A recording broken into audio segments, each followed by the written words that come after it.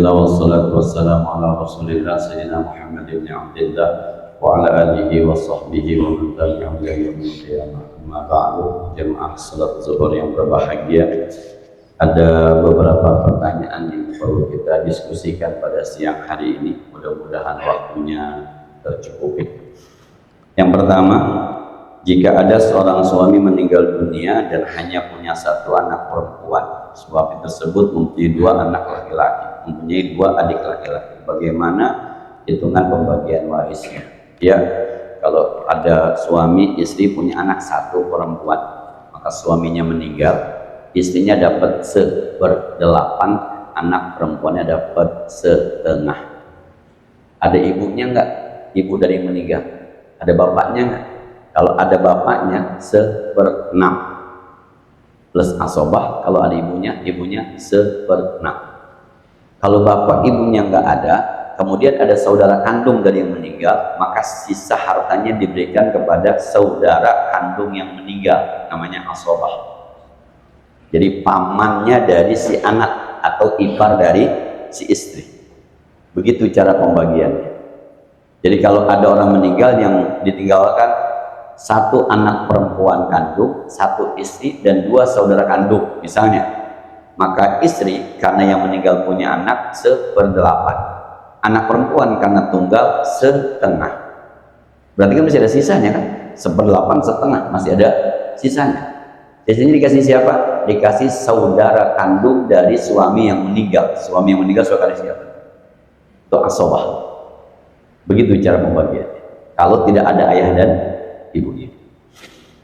Jika ada hak-hak dari saudara tetapi tidak diberikan, bagaimana hukumnya untuk istri dan anak? Ya berdosa lah. Ini kan punya bapak gua, masa paman dikasih, masa encing dikasih? Oh iya, kalau secara hukum Allah itu harus dikasih. Misal saya punya anak perempuan saja, tidak punya anak laki, lalu saya meninggal, maka abang saya, empok saya berhak mendapatkan warisan dari saya. Nah, ada orang begini ngomongnya, enak bener empoknya. Kalau bahasa Betawi, empok-empok gua, abang-abang gua, biarin aja dia dapat harta dari saya, orang abang saya. Istri itu pendatang, dalam tanda petik, mohon maaf. Suami itu pendatang, dalam tanda petik, mohon maaf. Ada nggak bekas istri? Ada nggak bekas suami? Ada nggak bekas saudara? Nggak ada. Nanti ini anak perempuan yang akan jadi wali ketika nikah siapa? Pamannya saudara suami. Emang aturannya begitu, sudah jangan dirubah-rubah. Yang kedua, Ustaz, kondisi saat ini manusia sudah terang-terangan dan berani menampakkan kemaksiatan tanpa rasa malu, tetapi setiap orang yang berbuat kebaikan tidak mau ditampakkan kebaikan dengan dalih takut riya. Akhirnya yang muncul seolah-olah semua adalah kemaksiatan. Sebenarnya batasan-batasan dia sampai mana, dan apakah salah jika kebaikan-kebaikan harus kemudian dikabarkan? Teman-teman, orang yang takut ria itu dari ria. Ria itu kan ada rasa bangga, ada khawatir nanti punya rasa ingin, itu. Gua mau mindah ntar gua ria. Ria itu adanya di hati, jangan takut. Kalau orang yang sudah biasa beramal nggak bakal ria. Teman-teman biasa sembahyang jamaah ada rianya nggak? Nggak ada, terusin aja. Biasanya ria itu muncul kalau baru baca Quran, baru ngikut ngaji, itu ada rasa. Tapi kalau tiap minggu ngaji, tiap hari sembahyang jamaah, udah nggak ada rasanya. Maka kata Nabi, khairul a'mali adwamuha wa in qalla. Sebaik-baik amal ibadah itu yang terus menerus sekalipun sedikit. Itu untuk menghilangkan ria. Dan ketika Allah mengatakan begini ayat, balighu anni walau ayat, sampaikan dariku walaupun satu ayat, sampaikan. Takut ria, perintahnya sampaikan. Soal ria itu belakangan, sampaikan dulu. Jangan gara-gara takut ria akhirnya hadis ini tidak diamalkan. Perintahnya sholat jamaah, takut ria, jamaah di kantor aja. Anda melanggar perintah Rasulullah, udah riaknya nanti dengan sendiri akan hilang kalau terus menerus. Kebaikan sebarkan. Takut ria, teruskan, nanti hilang dengan sendirinya ria itu. Ya betul tuh, yang maksiat berani, yang justru yang taat pada takut. Yang ketiga,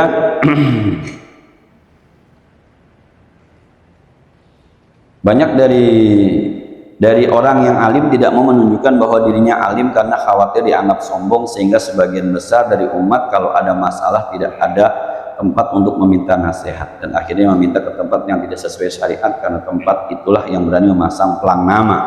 Pendapat Ustadz, kalau ada fenomena seperti itu tersebut bagaimana? Lagi Bapak Ibu, Ustadz mah nggak usah ngaku, kan juga orang tahu dia Ustadz. Nah, saya Ustadz nggak pernah ngelamar Pak jadi Ustadz, nggak pernah. Saya nggak pernah masang pelang jadi Ustadz, nggak pernah. Dan saya juga tidak pernah naruh di depan nama saya Ustadz Haji, nggak pernah Pak. Tapi orang mau manggil saya Ustadz. Dan saya juga nggak ngarang orang manggil saya Ustadz, orang manggil kiai, ada yang manggil guru, ada.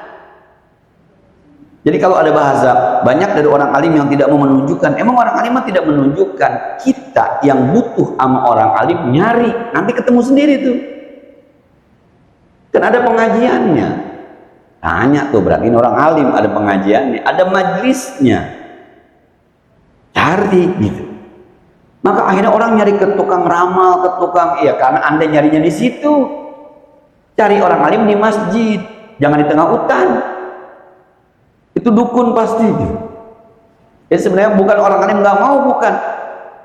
Ini kan Pak bedanya Pak, kalau di pulau, mohon maaf, Bapak sama saya bedanya. Saya pernah ngaji, mungkin Bapak yang saya ajarkan belum pernah ngaji, maka di kepala saya duluan adanya. Tapi bicara hati kan belum tentu masing-masing. Maka cari orang alim di pesantren, tapi jangan aja itu nih. Cari orang alim di majlis taklim, cari orang alim di masjid yang sedang ngajar, dia buka kitab, dia buka kajian, itu orang alim, bertanyalah di situ. Anda jalannya saja sudah salah. Menerima pengobatan alternatif, ditanya. Itu nanya itu udah salah, tanya syariat. Dah, mana dipanggilnya syekh gitu ya. Setiap kita adalah pemimpin dan dari setiap pemimpin akan diminta pertanggungjawaban dari yang dipimpin. Kalau pemimpin dalam unit kerja, apakah berlaku untuk hal-hal terkait agama atau terbatas tanggung jawab sebagai pekerjaan? Mohon dijelaskan Pak. Kalau PT Interkalin ini punya saya, lalu saya tidak sediakan masjid buat Bapak, buat sholat, saya tidak kasih waktu buat sholat, saya dosa. Karena saya adalah pimpinan tertinggi di perusahaan ini. Anda sholat sampai tidak sholat, Anda mau nggak ada waktu pokoknya, semuanya kerja, nggak ada sholatnya, dosa saya. Tapi kalau saya kepala keamanan Pak, kalau saya adalah kepala keamanan, saya kepala security, saya kepala gudang, maka tugas saya adalah memberikan arahan kepada anak buah saya supaya istiqomah dengan pekerjaannya. Saya tidak perlu menyediakan masjid buat dia kan, tidak perlu juga nyuruh dia puasa kan, enggak. Ketika pimpinan unit itu berlaku watawasau bil haq watawasau bis-sabr, nggak puasa mau kesiangan, elah kayak anak kecil aja kesiangan pakai puasa. Ketua kita puasa. Itu kalau sudah satu unit. Kalau ada yang watawasau bil haq. Tapi kalau perusahaan ini punya saya tidak siapkan masjidnya, saya dosa saya. Ya kira gitu ya. Pada levelnya. Nah, ada suami istri sebelum tidur melakukan hubungan badan, setelah selesai tidak mandi junub melainkan langsung tidur. Kalau menurut Ustadz baiknya langsung mandi apa nanti menjelang subuh?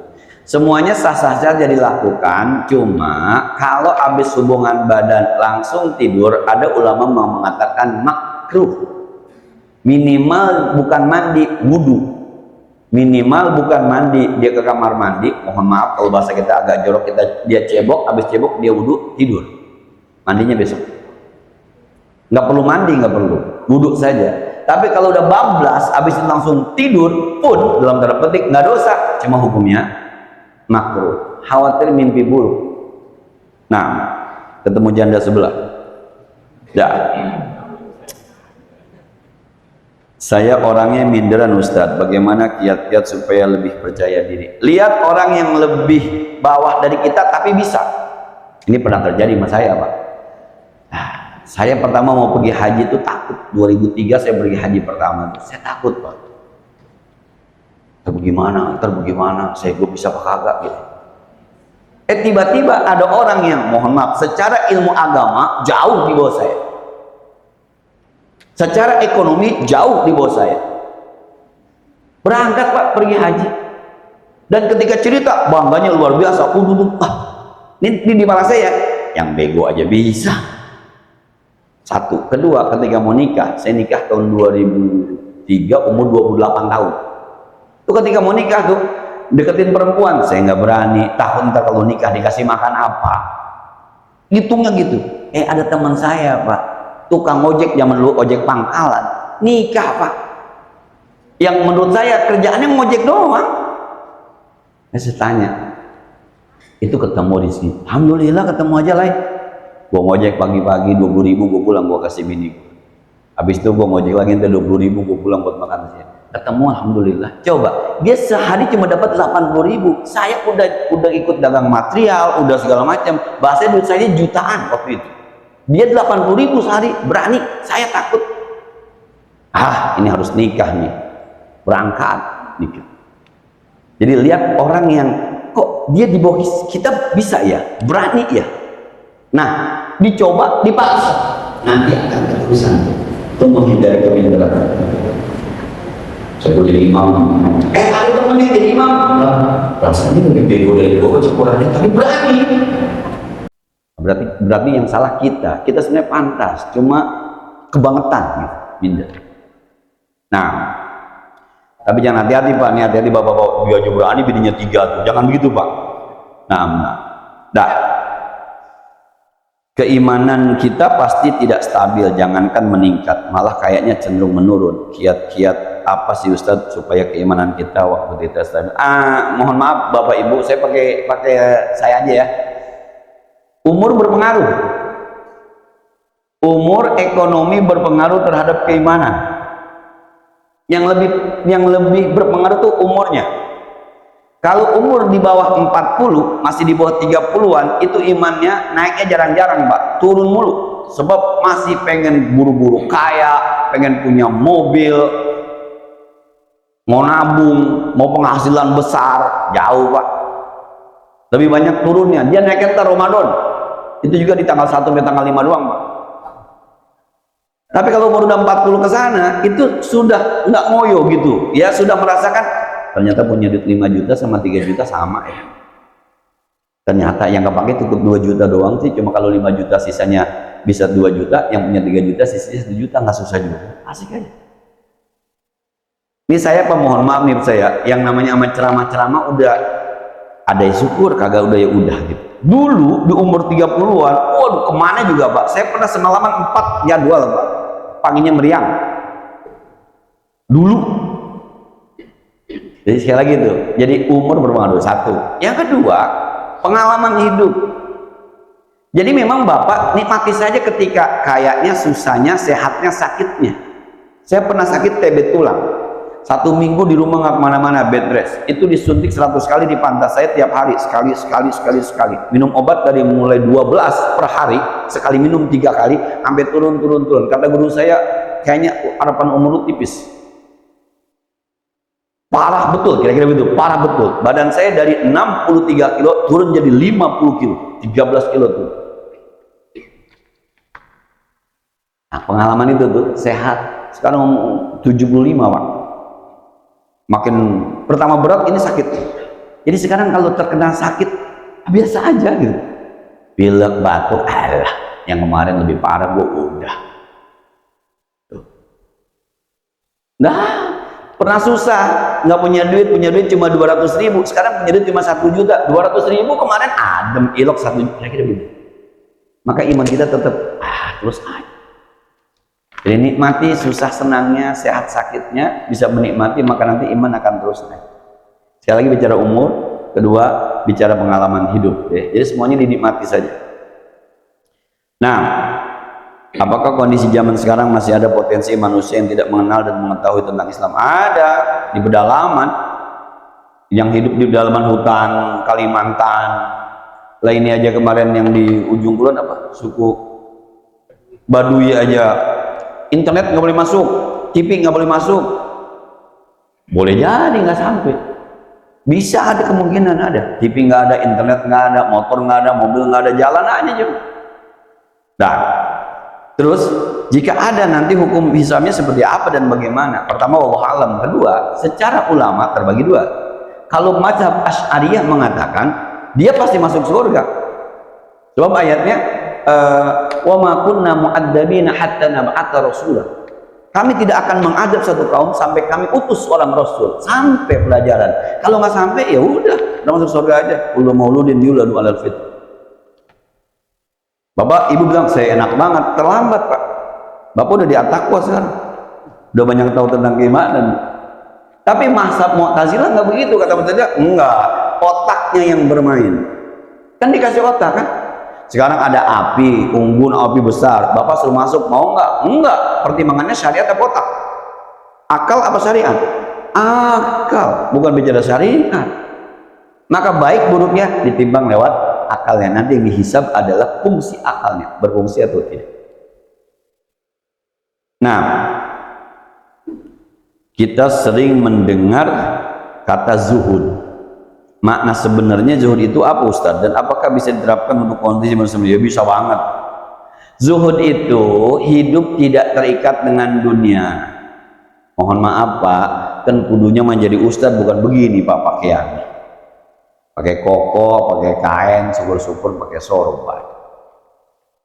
Nah, sekarang saya dari sekolah, ini seragam sekolah, terima ada dasinya Pak di sini. Ada dasinya, ada nemteknya. Dan nemteknya ada kayak teman-teman tuh begitu tuh. Cuma kalau saya datang begitu, kita kata bapak-bapak sales panci, nah sales pabrik ABC.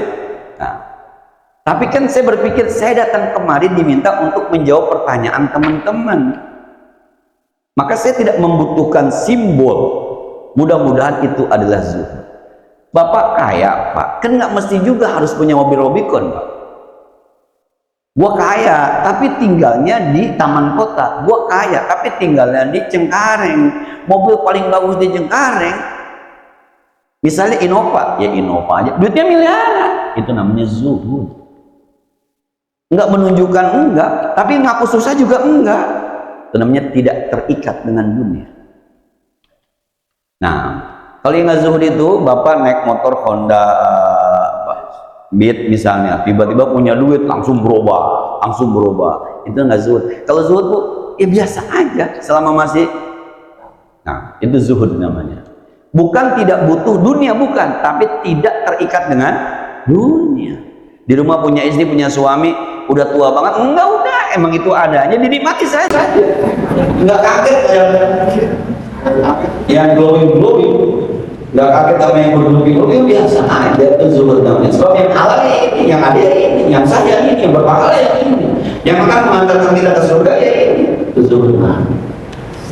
Sekali lagi zuhud itu bisa tidak terikat dengan dunia. Bukan nggak boleh dunia, enggak, tidak terikat. Biasa aja. Nah, kalau kata seorang kiai itu, ketika antara batu kali dengan mutiara sudah sama, susah sama miskin sudah sama di hati kita, itu namanya zuhud. Zuhud itu tidak terikat dengan dunia. Nah, orang kaya Pak, kadang-kadang handphonenya jadul Pak, handphonenya jadul orang kaya. Saya punya teman itu pengusaha, dia direktur utama sebuah perusahaan. Itu sila handphonenya zaman dulu yang pakai buku gitu. Iya, saya bilang, J masih begitu aja, enak Ustaz dipakai ini, karena bicara enaknya, bicara nyaman. Nah, siapa menteri kita Sandiaga Uno, mobilnya itu, kenapa Pak nggak pakai mobil ini, nggak mobil ini? Saya yang penting fungsinya, karena saya lebih fungsi dengan mobil ini. Kok saya ingin mobil Sandiaga Uno, itu zuhud namanya. Kita kan punya dari mobil itu juga, betul mobil ini pun cakep juga, itu diseksa. Ada suami istri punya usaha masing-masing, suami jualan, kemudian istri juga usaha. Suami tidak memberi uang kepada istri, tetapi dia bilang entar kalau uangnya kurang, ngomong ya. Pertanyaannya, apakah suami sudah berkewajiban dalam memberi nafkah walaupun istri nggak minta? Dan pertanyaan awalnya, disepakati nggak keduanya? Diizinkan nggak istri? Sepakatan misalnya, aku datang ya, bentar udah mas nggak usah ngasih saya uang aja, nggak usah kurang aja ya nggak apa-apa. Tapi kalau misal ketemunya udah dagang, si suami udah dagang, si istri udah dagang, si suami nggak komentar sama sekali, maka si suami wajib memberi nafkah ke istri. sekalipun si istrinya begitu berkewajiban. Nah, tapi kalau di atas izin suami, apalagi ada kesepakatan. Ini ada cerita unik Pak, orang pergi haji suami istri ongkos masing-masing karena punya usaha. Ya Allah, itu di sana belanja aja berhitungan. Lu kan beli sudah lalu pakai duit lu. Kalau gua belanja buat sudah gua pakai duit gua. Nah, jadi ya sekali lagi ini memang dalam Islam ini bukan keluarga yang ideal. Dalam Islam keluarga ideal itu suami punya usaha, istri yang membantu menjalankan usaha suami.